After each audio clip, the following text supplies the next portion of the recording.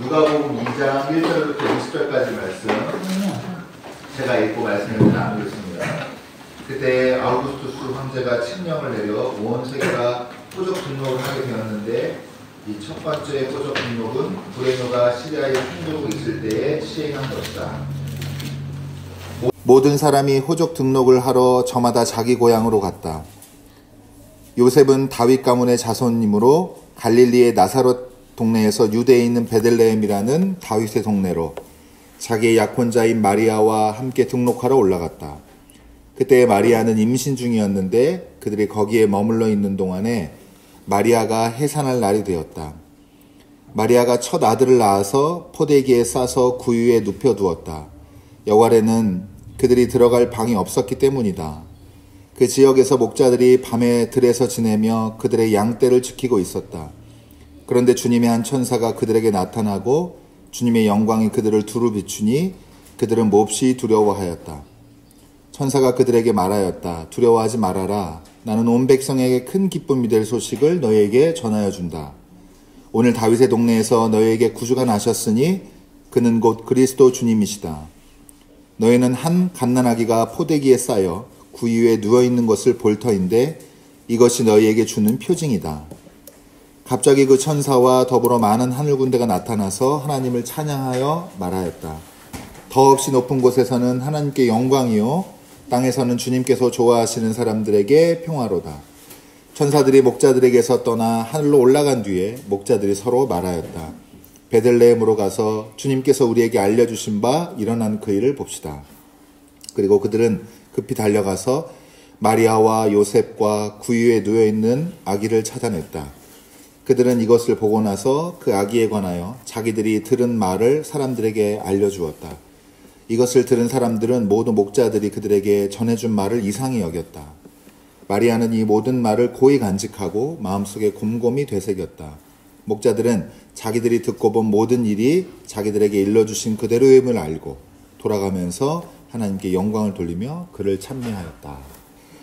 아멘. 이는 하나님의 말씀입니다. 네, 우리 함께 인사 나누고 말씀을 나누도록 하겠습니다. 우리에게는 내일이 있습니다. 인사하겠습니다. 네.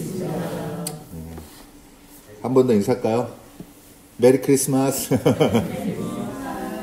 메리 크리스마스. 우리 어린이들도 돌아보고 어른들이랑 같이 인사해 보세요. 메리 크리스마스.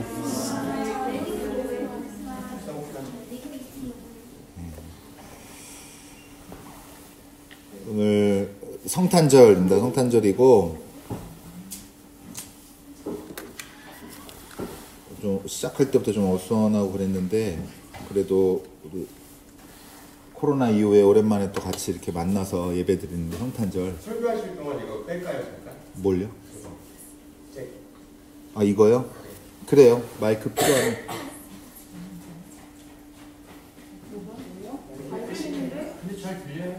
그래, 그래도 오셨으니까 하세요. 껐다가 예, 켜주십시오. 이렇게 하면 더 잘 들립니까?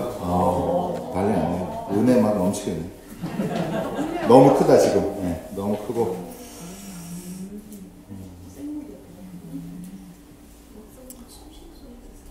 네, 지금도 많이 큽니다. 네네. 자, 우리에게는 내일이 있다고 같이 인사 나눴는데요. 이제까지 우리와 동행하신 주님이 앞으로도 우리를 인도하실 것입니다. 오늘은 주님께서 우리에게 오신 성탄절입니다. 우리는 지난 4주간의 대림절 기간에 우리에게 오시는 주님을 기다렸습니다. 이제 주님이 우리에게 오심으로 우리에게는 내일이 있습니다. 믿으시기 바랍니다. 성탄절은 주님의 오심을 기다리며 준비한 대림절의 이제 정점입니다. 오늘 이 날을 위해서 기다렸는데, 하지만 두 가지 가볍게 좀 말씀드리고 싶은 것은, 제가 해마다 이때가 되면 설명을 드리는데 원래 교회력에서 성탄절은 오늘만 하는 게 아니고요. 12일 동안 성탄절이 이어집니다. 그러니까 우리가 기다렸던 그날이 오늘로 탁 끝나는 게 아니고 12일 동안 같이 한번 성탄의 은혜를 같이 나누시면 좋겠고, 두 번째로는 이게 이제 참 어떻게 보면 인생의 역설인데요. 준비하고 기다렸던 사람한테는 어떻게 보면 자책감이 있어요. 뭘 잘하려고 뭘 어떤 날을 이렇게 기다리고 준비했던 사람한테는 아, 내가 완벽하지 않았구나 이런 자책이 있습니다. 근데 마음이 자유로운 사람들 보면은 아무 관심 없는 사람들은 이 사람들은 관심이 없어요. 그러니까 우리가 대림절 준비가 완벽했느냐, 성탄절을 기다리는 우리 마음이나 몸이나 온전했느냐 말하면 참 부끄러운데 뭐 여러분이 뭐 교회에서 수고하신 게 부족하다는 말이 아니라 보편적인 이야기죠. 마음을 쓴 사람은 오히려 부족하다고 느끼고 마음을 쓰지 않은 사람은 오히려 평안하고 참 인생의 어떤 부분을 얘기해주고 있습니다. 여러분 근데 중요한 것은 완벽하지 않더라도 괜찮습니다. 완벽하지 않더라도 괜찮습니다.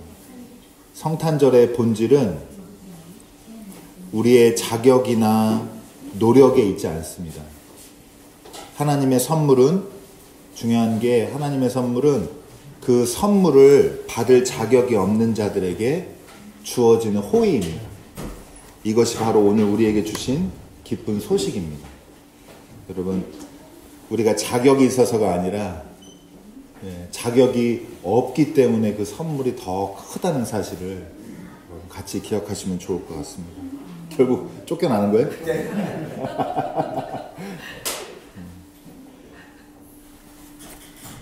그러니까 자꾸 같이 예배 드려봐야 돼요. 그래야 어른들 분위기에 맞춰서 할 줄도 알고 그러는데 뭐 이렇게 이것도 경험이 필요합니다. 경험이 필요하고 자주 오고 어쨌든 여러분 이 오늘 본문인 누가복음 2장 1절부터 20절까지의 말씀은 예수님의 탄생을 기록한 말씀인데 누가는 이제 구체적인 시대와 배경을 언급하며 이야기를 시작합니다. 로마 황제 아우구스투스가 명령한 인구조사로 인해서 요셉과 마리아는 베들레헴으로 이동하게 됩니다.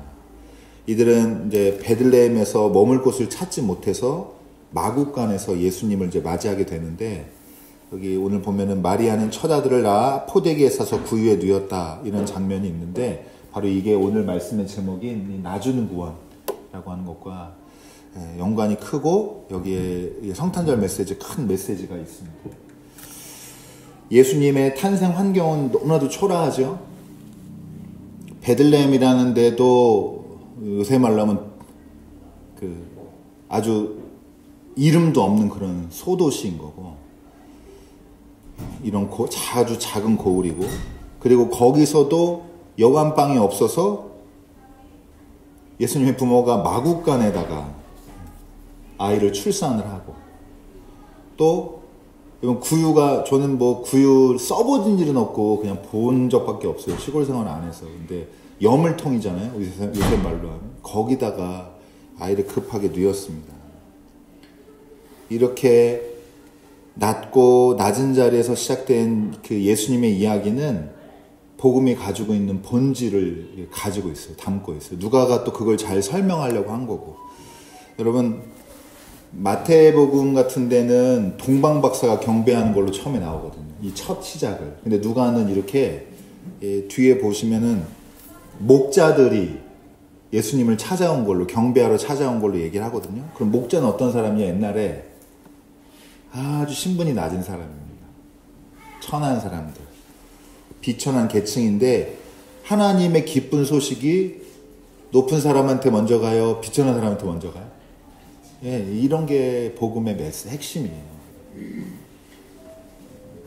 복음이 가장 낮은 자리, 가장 비천한 자들에게 임한다는 것을 보여주고 있고 이런 이런 생각을 가지고 우리가 자주 이렇게 해보는 질문 중에 하나인데 여러분도 아마 해보셨을 텐데 지금 예수님이 오시면 어디로 오실까? 이런 생각 해보신 적 있죠?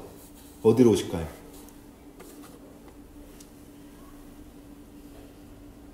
제가 그게 그러니까 저마다 생각이 다르겠지만 여러분 지금 예수님이 오시면 어디로 오실까가 얼마나 그걸 뭘 떠올리냐 뭘 상상할 수 있느냐가 그게 여러분이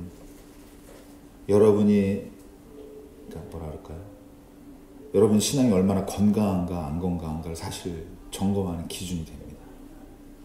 우리 집 이러면 이제 가장 낮은 것이라고 생각하시고 우리 집 이럴 수도 있는데, 그냥 흔히 말하면 여러분 와서 이 시대에 지금 한국에 오늘날 오신다 그러면 여러분 대통령 관저로 갈까요? 저 밖에서 시위하는 사람한테 갈까? 갈 확률이 높을까요, 예수님? 어떤 것 같으세요? 그러니까요. 그거를 높은 사람들, 지금 따뜻한 데 있는 사람들, 아무 고민 없는 사람들, 이 세상이 계속 어떻게든 유지됐으면 하는 사람들한테 가시는 게 아니고, 저 밖에 나가 추위에 떨면서 어떻게든 뭘 새로운 세상 만들어 보겠다고 하는 그 사람들한테 예수님이 가실 확률이 여러분 높다는 걸 아셔야 됩니다. 제가 신앙에 고민이 많다고 그랬는데 제 첫 번째 고민이 이거예요. 복음은 아무리 들여다봐도 이렇게 낮은 곳을 향하는데 교회는 왜 이렇게 크고 멋있고 목사들은 왜 이렇게 귀족 같고, 여러분 우리는 귀족 같은 목사님 못 만나보셨죠? 많습니다, 여러분. 제가 이거 진짜 우리 교회니까 편하게 드리는 말씀인데, 여러분 우리 이렇게 한국 교회 전체 지형에서 볼 때 저희 교단은 명함도 못 내미는 교단이에요. 하도 작아서. 제가 뭐 이렇게 이렇게 뭐 이렇게 희화하려고 하는 게 아니라, 여러분 성결교 그런 얘기 많이 해요. 성결교 간판 있으면 새신자가 안 와요.